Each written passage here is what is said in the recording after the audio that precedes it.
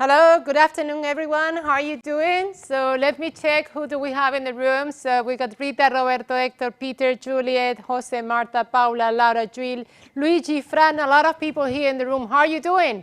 Open your cameras, please. I want to see you. Open your cameras. Hello, Paula. Thanks so much. Hi. Thank you. Thanks for coming to this last session of the Scale Up series. I hope you're, first of all, I hope you're fine, okay, and safe. So ready to rock, ready to enjoy a little bit? Yes, to finish this series? Yeah? Okay, perfect. So welcome to this Scale Up Yourself, a personal branding today, a choice or a must. Let's see what's this. You can use the chat, okay? Yeah, the friendly reminder from the wow room, okay? Turn on the camera, please, so we can see each other. And when I was preparing this conference, okay, I'm part of the alumni community and part of the faculty community as well. And I was preparing this conference, and the first thing that came to my mind was, okay, the world had already changed a big deal just before this pandemic came, okay? And let's say that it was very difficult to stand out in terms of talent. It was getting more and more complicated. I know if you feel, or if you have this feeling, this sensation. And the world already had changed a big deal. Sorry, I want to go back, okay? And then suddenly the biggest change came to create a new world and a new scenario. So what is important nowadays to succeed in our professional career, okay? What is key to succeed in our professional career? And in this moment, this is a question for you guys, so I want you to go to the chat, okay? So let me know, what do you think is key to succeed in your professional career nowadays? It was hard before, maybe it's a little bit harder right now. What things do we have to take into account? So go to the chat, okay? Networking, resilience, yeah, a lot of resilience. Adaptation, technology, creativity, self-management, improvement. Resilience comes once again. Flexibility, we need to be very flexible, yeah. Innovation. Networking. Okay, it's repeated. Perfect. Okay, reputation. Maybe I can leave the class. You already know a lot of things. Great. Ability to learn, the learnability. In fact, it's called right now. Teamwork, yeah, that was important before and even more important right now.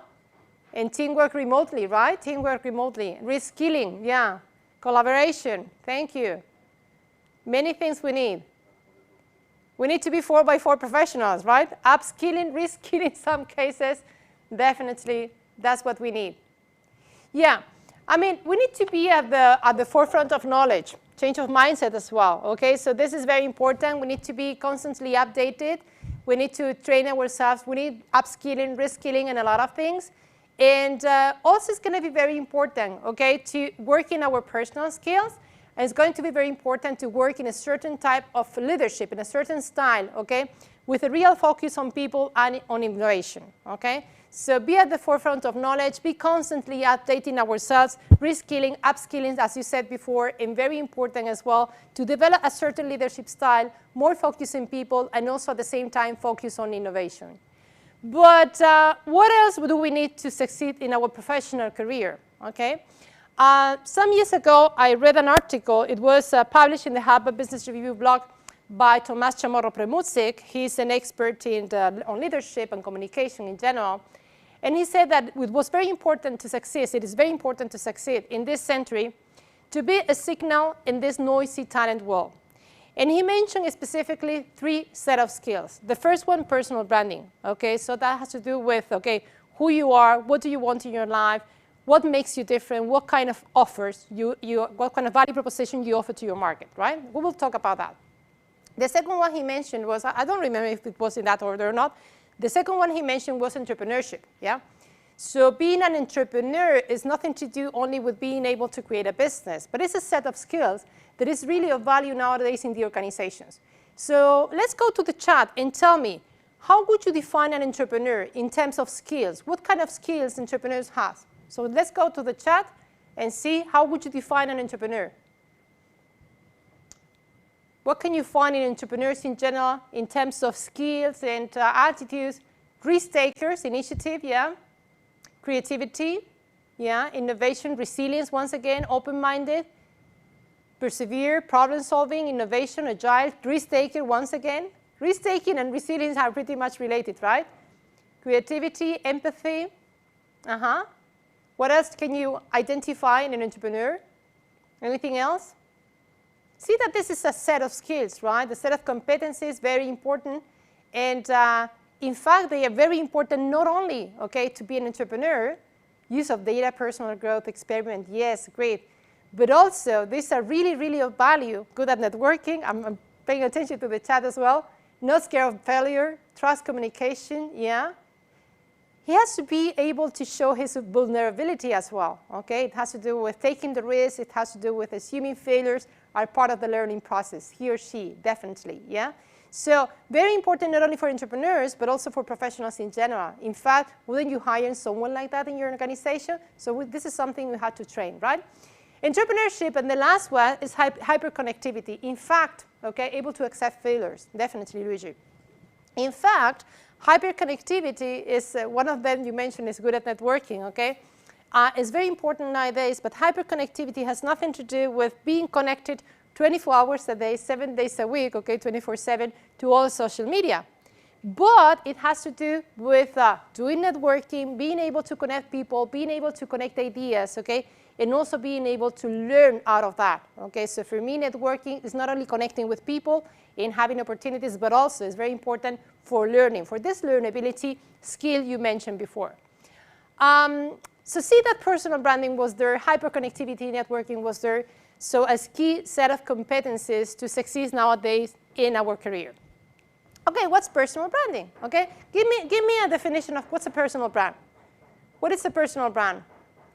Give me a definition in the chat. What comes to your mind? A personal brand is clear template for oneself, yeah? Okay. What else is personal branding? Your unique value proposition is part of your personal brand.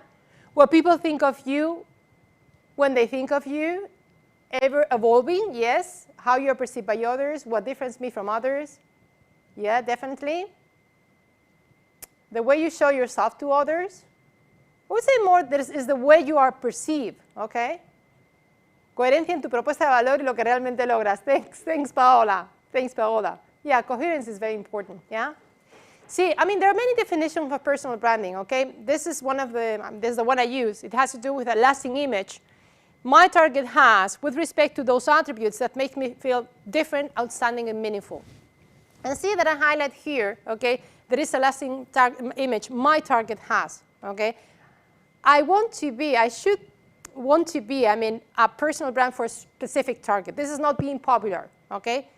But for me, personal branding has to do with something you mentioned, one of you before, that is when someone needs something related to the kind of services I can offer, they think of me. Okay, so I'm in their top of minds. That's for me in reality personal branding. When someone needs my services as professional, they think of me. I'm in their top of mind, yeah?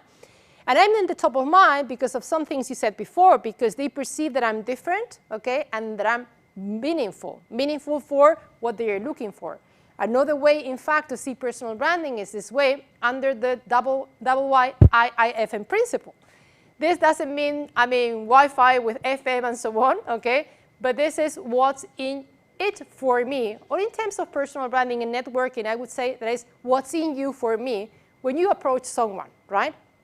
So basically, the what's in it or what's in you for me principle responds to a target audience who has certain kind of needs, okay? And based on those needs, I need to develop my value offer, and that value offer obviously needs to have something different from my competition. This seems to be very clear, very easy, but requires a lot of work behind, okay? In fact, for me, personal branding and working in your personal brand means like managing your own company, okay? So think of how much time you dedicate in your jobs, okay? When you're working in the companies where you're working, how much time you dedicate, doesn't matter if it's your company or not, how much time you dedicate, okay, to the budget for next year, to the strategic plan, and on the other hand, how much time do you dedicate to yourself, okay, to manage your career every single year? How much time do you invest in analyzing where you're coming from and setting your goals for the future and defining a strategy and an action plan. So, I mean, it's very, very important seeing your personal brand in this way, okay? So this is my business. I have to work in my career as if I were working in a company.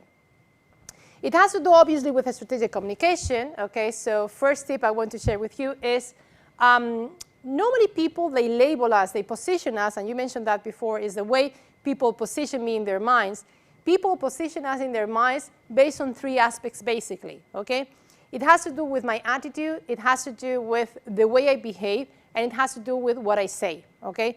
So it's important to work on this on the other way around. I mean, if I want to project a certain image, if I want to portray a certain image, and I want to be positioned and labeled in one way or another, firstly, I have to think, okay, what kind of behaviors, what kind of message, and what kind of attitude should I reflect and portray for those people to think of me in that way? This is what it's called strategic communication.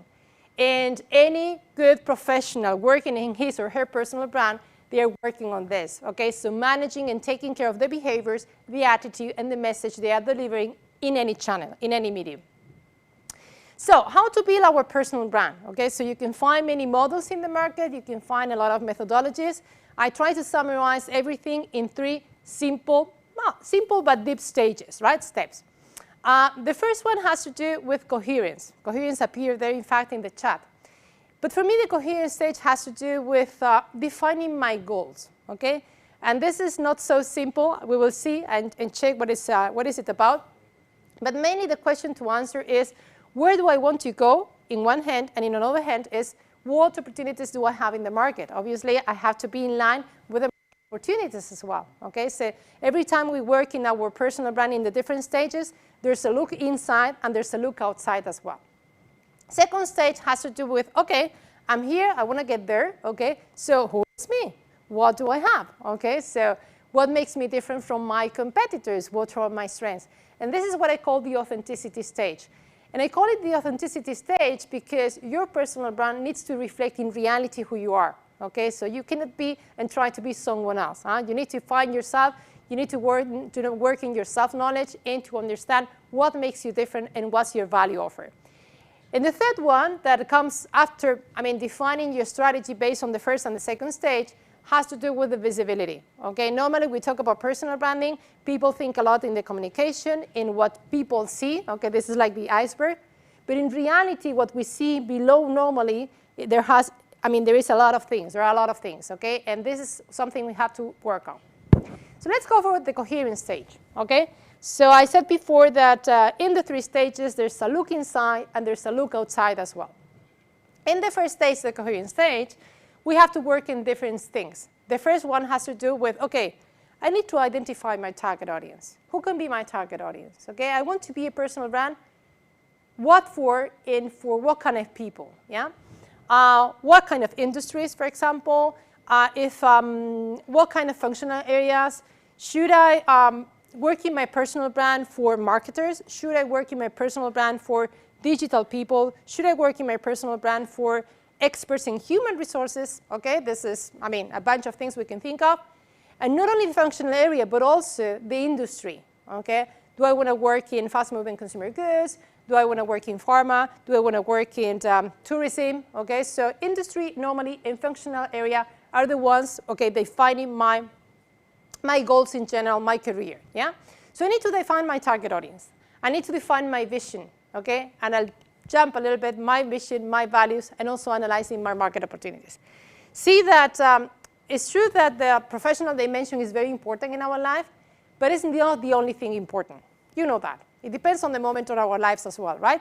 But every time someone comes to me to work in his or her personal brand, for me it's very important that the professional goals are aligned with the personal ones. Okay, this is why working in personal branding, without doing coaching for me is so hard. I really feel that if you work in your personal brand and you work in your career strategy, you need a coach to work with you and to help you. Because all the goals you set at the professional level should be aligned and in coherence with the rest of the dimensions of your life in that moment, okay? In fact, for me, this stage is the stage I call the listen to your gut stage, okay? Sometimes we make decisions at the professional level because we are kind of influenced by other people. We are influenced by the society. We're influenced even by what people expect from us. And inside of us, that's not what we want. Okay, so I really encourage you to look inside of you and understand, listen to your guts and understand what it really matters for you, okay, and really fight for that and work for that. That means that your passion should be, okay, involved in this coherent stage. And that means that you should work in your vision and your mission in general in your life, not only the professional one, okay? So this is a moment normally I become really, I go really deep, okay, in my coaching sessions. You need to define your target. You need to define your vision. You need to identify your values. You need to identify your passions, your motivations as well, okay? So all the motivations are fine, but they might differ a lot. They might be that kind of person that is really motivated by financials, by money. That's great, okay? You might be really motivated by curiosity and learning. That's great as well.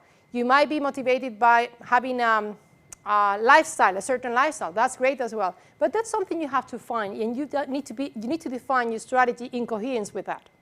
But also at the same time, this is the inside part, we have to look to the market, okay? So we need to analyze what's the market about, what are the market opportunities, what are the trends, should I work in reskilling or upskilling, as you said before? And based on that, I need to define my goals, okay? So this is a stage where I have to work a lot in my passion, my vision, my mission, my motivations, my values, and all that. I need to analyze the market at the same time to come and nail down and define my career goals. In fact, I would say that your strategy should be the convergence point between what you're passionate about and what you want and what is today an opportunity in the market. That should be the starting point, yeah?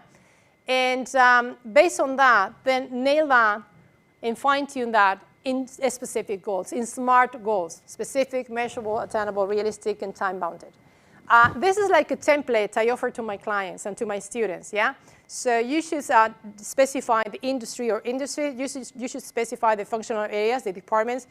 You should specify as well the position. The location is important as well, okay? So are you willing to go back, for example, to your countries? This is a question normally I raise a lot to my students. Would you rather prefer to have an international career? Any continent in the world, very specific continent, okay? So this is something to take into account. Also, the company size matters, okay? So are you more a big company or a small company? The organizational culture, okay, very important. So very innovative culture, for example, or a planning culture, okay? So what is more in line with your personality? And then salary and all this, I encourage you to define it in 10 years, 5 years, 3 years, and 1 year. And I know what is in your mind that probably has to do with the uncertainty times we're living right now, okay? But even in this situation, we need to define our goals, and we need to stick to them. Obviously, the result of this exercise is yours, okay? So you can change your goals every time you want, okay? Because it's true that we might define all this, and in our journey, we might learn a lot about the market and about ourselves, and we might need to change something in our goals. There's no problem. This is yours, okay? But at least if we have some goals, we can define a strategy and an action plan. If not, if we are open, we can be open to whatever it comes. And that's not the way, okay? Second, okay, once you already know where you want to go, okay, imagine you already know where you want to go and what's an opportunity in the market, then we have to work in the authenticity stage, okay? So who am I in reality and who am I competing with?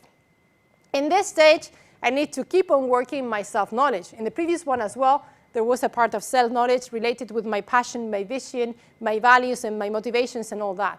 But in this case, we're talking about our strengths. We're talking about our areas of development. We're talking about doing this SWOT analysis we all know, okay? So analyzing also the market with respect to the opportunities and the threats. And in this way, I would add also some personality tests, for example, for you to get to know you better. And also, why not, what I call a 360 feedback or a public image exercise, okay? So we might have an idea of ourselves, but I think it's very important that we check what we are already portraying to our target audience, okay? So let's ask people who know us what they think of us in terms of trends and in terms of areas of development. Then we analyze the results, okay? And we can have a profile of ourselves and check what's really of value for the market. Obviously, I need to analyze my competitors, okay? Sometimes we tend to think that our main strengths, our competitive advantages, okay? And it's not necessary. You might be really good at something, but a lot of people are good at that, okay? And something you're good at, but it's not your strength, okay? Your most important strength is your real competitive advantage. So you will know that if you analyze your competition as well, okay? So you have to be honest, and you have to be really keen in analyzing your competition. And if you need help for that, also ask for help. Important and interesting as well in this stage has to do with doing benchmarking, okay? So try to define some benchmark in the market, maybe not in your market, maybe in another market or another industry, but pay attention to people you admire, okay? Because normally in the people we admire, there's something in them. We are in a potential basis, yeah? So analyze those benchmarks and try to see if there's something in them you can work on to develop. And then, obviously, very important that you work and find your differentiation point, okay? And your differentiation point, your competitive advantage, is something you will see if you analyze all the things I said before. Okay, so based on this, we have to work in our strategy, okay? See that we are not going to the visibility stage yet. So what's your value offer? When we are introducing ourselves and we're selling ourselves in terms of value offer, we tend to describe ourselves in this way, okay? So this is the knowledge I have. This is the experience I have. These are the skills. These are my interests, my personality. But in reality, what people buy are solutions, okay? Sometimes I become very serious in my classes when I say, we don't buy masters.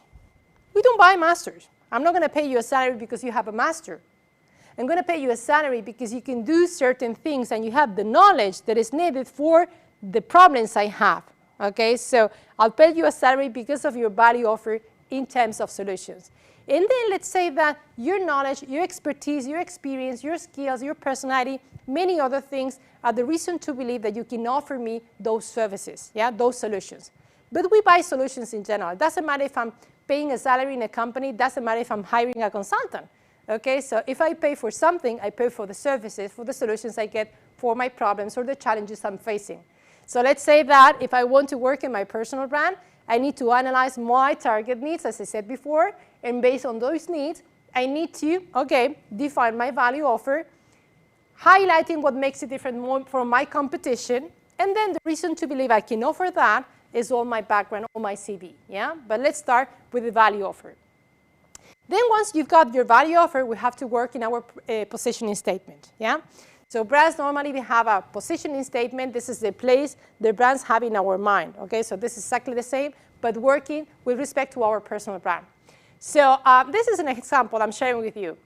I develop sustainable business models and marketing strategies to drive the growth of small businesses and make them double their results in both profitability and market share.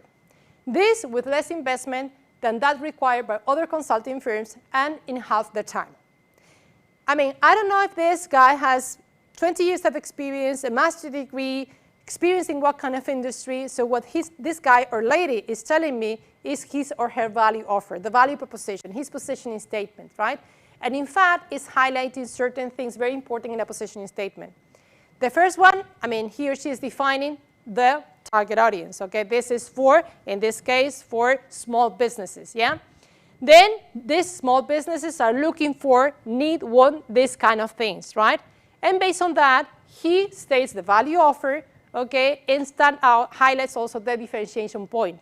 In this case, with less investment than that required by other consulting firms and in half the time, okay? This seems to be very simple, but the reality is that coming to this positioning statement takes a lot of time and a lot of work, okay? And we have to work on that really on purpose and dedicating a lot of time. And then once you know where to go, who you are competing with, what makes you different, what's your value offer, what's your positioning statement, your differentiation point, this is the moment to work in your visibility. It's true that normally this takes place normally at the same time, the first and the second stage mainly. In the visibility stage, in some cases, we need to become visible in one way or another, right? So this is like an evolving project, as someone mentioned before. It's nothing to do with something you start one day and you finish another day, okay? So it's like in continuous improvement and evolution. And in the case of the visibility stage, obviously, it's like our communication plan when we're talking about branding, yeah? So this is what has to do with what we see from brands, yeah? So how to make ourselves visible, what message and what media to use, okay? So we have to concentrate in defining the message to be perceived, as what to say, as I said before, to be perceived in the way we want to be perceived. And we have to choose the best media combination, depending on our target audience, okay? Maybe some media will be better than others, okay? We have to analyze that. And obviously, we have to include this in our planning, okay? So timing is very important as well for your communication plan. And this is something you have to work on a regular basis, okay? It's nothing you do one day and then you forget. With respect to media, I want to share with you some of them, okay? One is the elevator pitch, yeah?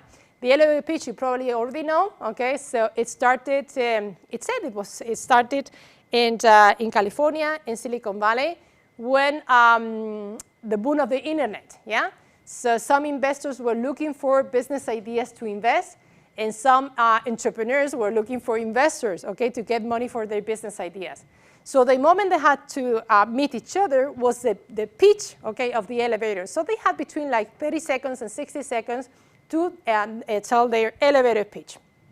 Obviously, in an elevator, in between 30 and 60 seconds, you don't have time to explain your business plan. But you have time to catch the attention, to arouse the interest, and to go for the desire of your value offer or your investors in this situation, and driving them into action.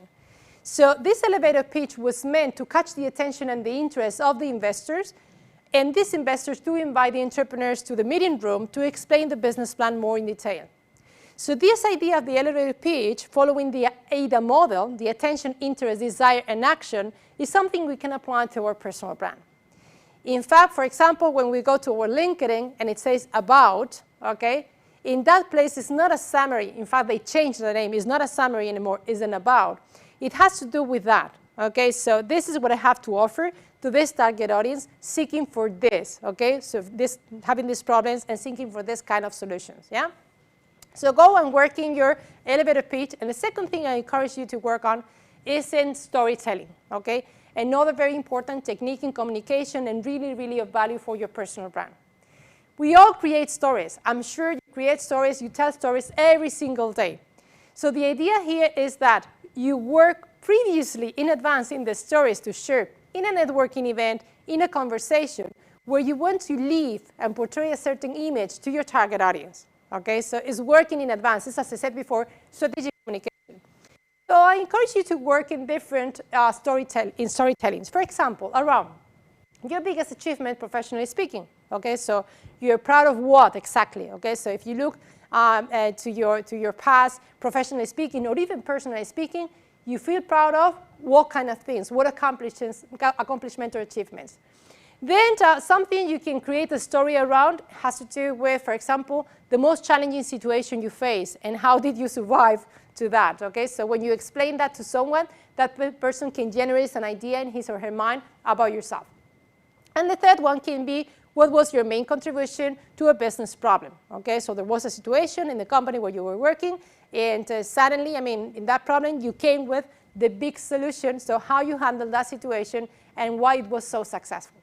So we all tell stories, so the idea here is that in advance you prepare stories around these three things. For example, so when there's a moment of networking in a conversation at the professional level, you can share these stories so you make people, okay, think of you in a certain manner that will position you how you want to be positioned with respect to your personal brand as a professional, yeah? And obviously, we cannot forget, very important to take care of your digital reputation, yeah? Something we do, all of us, is when we hear about someone and we want to get more information about that person, what do? We Google people, right? So it's not about Googling yourself every single day because it does not change so much, but it's very important that from time to time you Google yourself and you check what comes out, what results, because that's what people will find. If you want to change it, it's not about asking Google to change it or to remove it. It's about creating content in line with that positioning statement you want to project to the market, you want to have in your target audience. So when people come to Google and Google your name, they can find what you want them to find, what they want, how you want them to position you. And obviously, this has to do also with LinkedIn, okay? So taking care of your digital reputation nowadays means to take care of your LinkedIn, to be in LinkedIn, to be active, okay, and to be consistent with your personal brand. more than welcome and invited you guys to my LinkedIn. Okay, it will be a pleasure. Very important that you have a strategy for your profile, not only for optimizing your profile, but also to position you in the way you want to be positioned, and that you use the network as it is, a social network meant to socialize, to do networking. It's not just fulfilling your profile and then forgetting, okay? So you need to be active and interacting with people in this network. And very important to finish is another tool. You mentioned that before, networking. Also very important, networking. And I would say do not forget networking. And just in case, remember that networking is very important, okay? So if you don't invest time in building your personal brand, don't worry, someone else will do it, but not for you, for them. And I want to follow here Stephen King with a quote saying that talent is cheaper than table salt. What separates the talented individual from the successful one is a lot of hard work, okay? And know that behind, okay, I said before, there's a lot of hard work, but this is up to you guys. And in fact, today, personal branding is not an option, it's a must to succeed. So thank you very much. And what are you doing next? So I open the questions, microphones. So there we go. Now you can open your, but they can or not, or chat? Okay, so the chat. So I look at you and chat. So questions you might have through the chat. Questions you might have through the chat.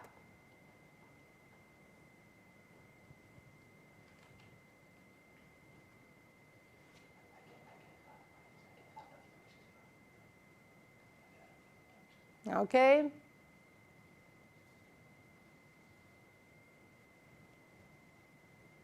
Ignacio, we were in touch, in fact, in LinkedIn, right? You were the one. He was the one saying that it was not updated, one part of the invitation. Thank you very much for the information. So questions you might have with respect to personal branding, how to succeed in your career. Okay. So Paula says, what elements would you suggest to focus on when wanting to switch industries? This is interesting. Normally, when we are defining our career, as I said before, there are two very important elements. One has to do with the industry, and the other has to do with the functional area. I would say that a radical career change is that one that implies changing the industry and changing the functional area.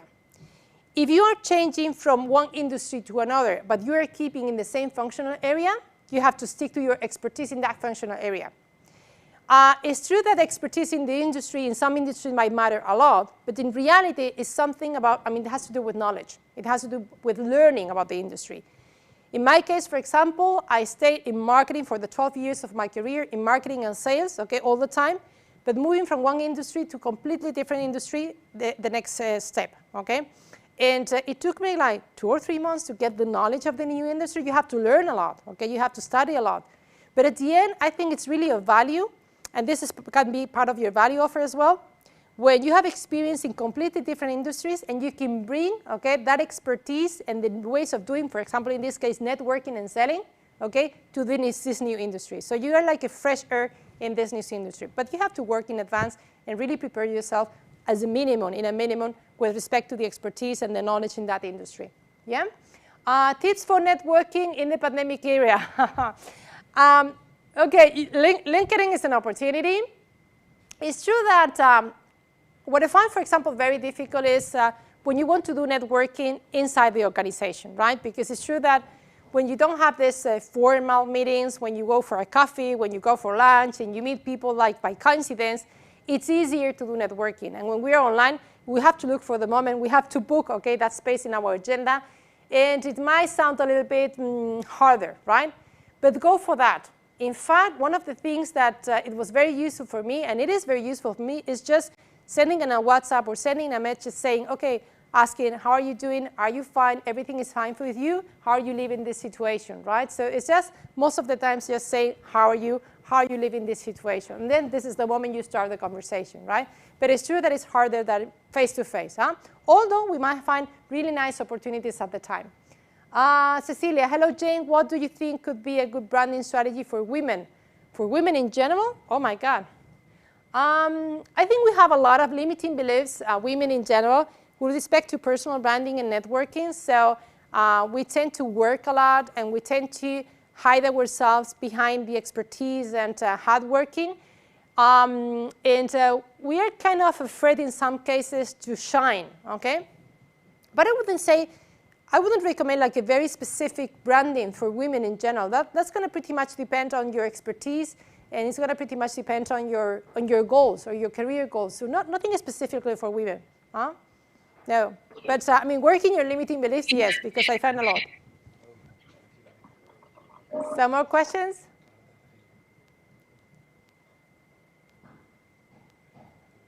I wouldn't say a generic branding strategy for women. No, more related to your expertise and to the target audience and what your target audience might be seeking and needing in this moment, yeah?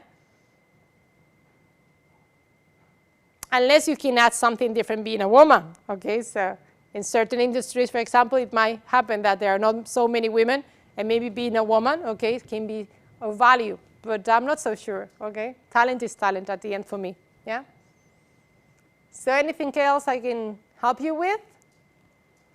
I know it's Friday afternoon for some people, not for everyone, but it's Friday for everyone, yeah? Also for me. So guys, a pleasure. If no one else has a question. Okay, Roberto says, what do you think companies, okay, there are some of them, sorry. P, I don't know who is P. What are some mistakes in personal branding that would tell us to avoid? I would say in personal branding and networking in general, try to avoid those topics who are very polarizing. And if you go and talk about those topics, be aware that 50% of the world will love you and 50% of the world will hate you, okay? So just be aware of that. So it has to do more with what you talk about and than any other thing. And by the way, as I said before, you need to be authentic, okay? So you need to be you, so not trying to be someone else. So for me, that's very important, authenticity. Be natural, connect with people, and try to be consistent in your message, walk the talk. I think that's very important, yeah? Roberto says, what do you think companies are looking for on people after the pandemic? I would say flexibility, opportunity seekers, okay? And on top, I would say being able to work remotely, being 200%, 300% digital, and flexibility. I would say flexibility and proactivity, optimism, and be digital, 200, 300%, yeah. Luis Chavez says, do you recommend any book? Oh, I've got many books in Spanish and in English as well. I will do something. I will write them in LinkedIn, okay, in a publication, yeah? So I will recommend some books, both in Spanish and English, so you can go to them. For those who speak in Spanish, okay, the 28th of November, we got a congress in YouTube on personal branding for free, okay? But it's in English, okay? The 28th of November. It's also in my LinkedIn. It's the Personal Branding Lab Day, okay? So full of conferences of personal branding for free for those speaking Spanish. Saturday, the 28th of November. And for the books, I'll write that in a publication in LinkedIn, okay? So keep an eye on that, yeah? Perfect. So thank you very much. I think it's, we still have some time, right, for some questions? Sounds great. How can we find you on LinkedIn? Jane Del Tronco. You've got my name there, Jane Rodriguez Del Tronco.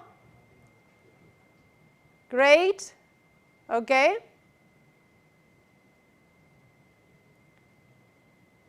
So there we go. There you have Jane Rodriguez Del Tronco. It's in the slides, in the last slide.